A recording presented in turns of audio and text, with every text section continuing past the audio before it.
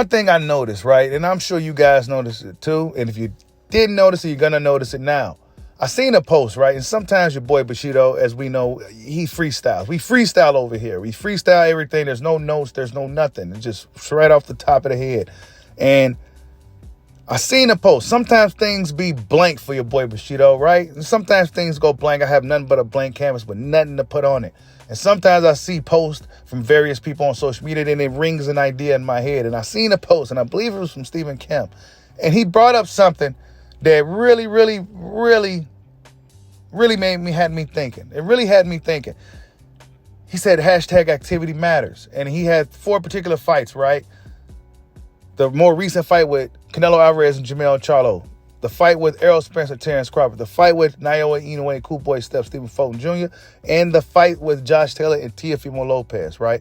And if we pay attention to those 4 particular fights, we can go off other fights to use an example, but we go off of these 4 fights because they was pretty major fights, right? We can also go off the Ryan Tank fight as well. If we look at this, right, and he had a really good point. He says activity matters. If we look at all the major fights throughout the year, when 2 notable big-name fighters fought each other, it was really essentially a lopsided performance.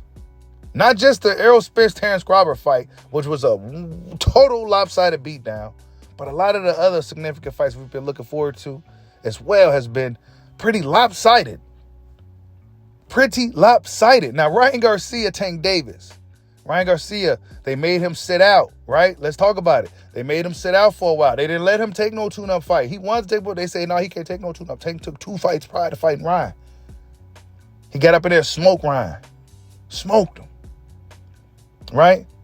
We look at Teofimo Lopez, Josh Taylor. Josh Taylor coming off a layoff, an injury. He was supposed to fight Jack Catterall, didn't do it. Wanted to hop in there with a more lucrative fight with Teofimo Lopez. Got up in there and got smoked by Teofimo Lopez. Teofimo Lopez prior to that had a couple of fights at 140 pounds, I believe, right?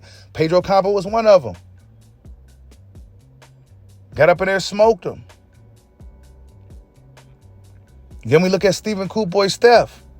Coming off a significant layoff, over a year plus, right? Coming off a layoff.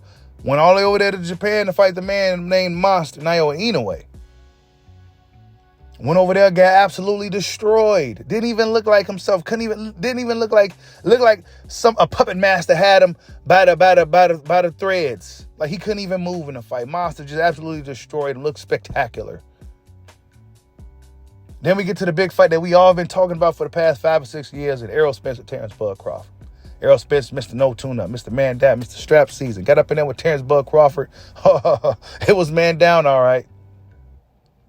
It was man down, all right. He got smoked by Terrence Bud Crawford. Absolutely destroyed, right?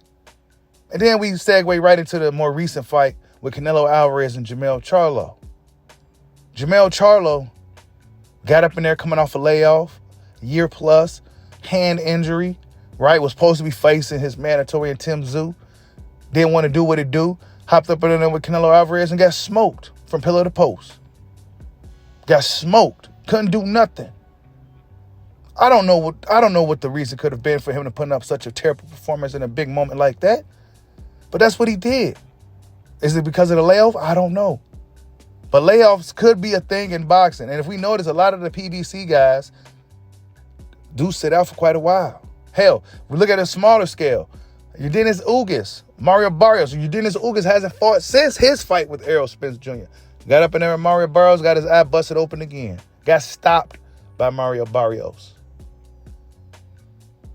Got stopped by Mario Barrios. I think in the sport of boxing, because, you know, when you watch, if you're a guy that like me who dabbles a little bit of everything, and if you watch MMA, a lot of those guys come off layoffs and still come out there and do their thing. But in boxing, it's a little bit different. In boxing, not everybody could take a year off, a year plus off, not fight a tune-up to shake the rust off, get in there with an elite fighter in a major fight and perform to the best of his abilities. This is just something that I'm noticing. Correct me if I'm wrong here. I'm not looking for no excuses for these guys, right? But we like to talk about the realities here over here on this side of the internet on Bushido Boxing. I think tune-ups are important. And while I do respect the guys that say, man, I'm going right into the fire, absolutely. Respect it 100%. You already know. But I also Wouldn't be mad if a guy said, you know what, let me go ahead and get this tune-up in real quick. And there's many other examples as well. But those are the 4 notable ones that have happened this year. We got some major fights this year, and the year 2023 been a fantastic year for the sport of boxing. Fantastic. But these guys, man, activity matters. Sometimes sitting out could help. Get the heel up, get your mind right, get your body right.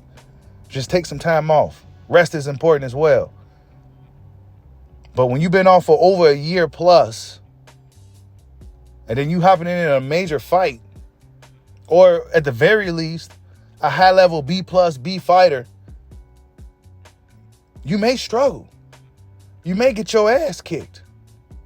And in the 4 examples that I laid out to you earlier, right? I mean, we saw what happened. All those guys was coming off some type of injury or some type of layoffs. Now, it's not their opponent's fault. They did what they had to do, and they did what they were supposed to do.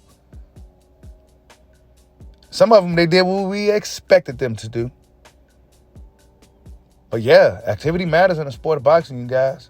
You can't just go sit out for a whole year plus, and then hop in a major fight with a elite fighter. 9 times out of 10, that guy probably a little bit more disciplined than you are.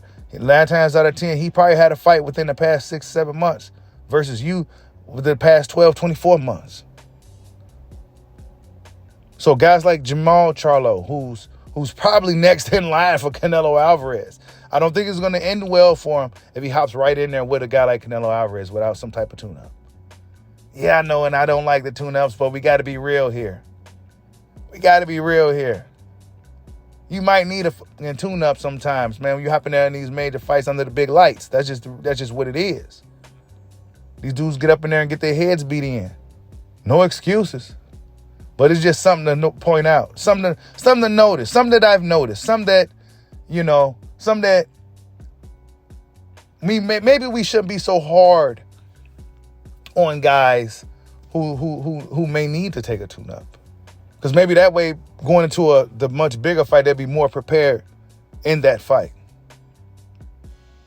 Right? Maybe they'll be more prepared in that fight, and we can get a better quality fight versus these lopsided beatdowns. Like, subscribe, hot your boy. Peace out.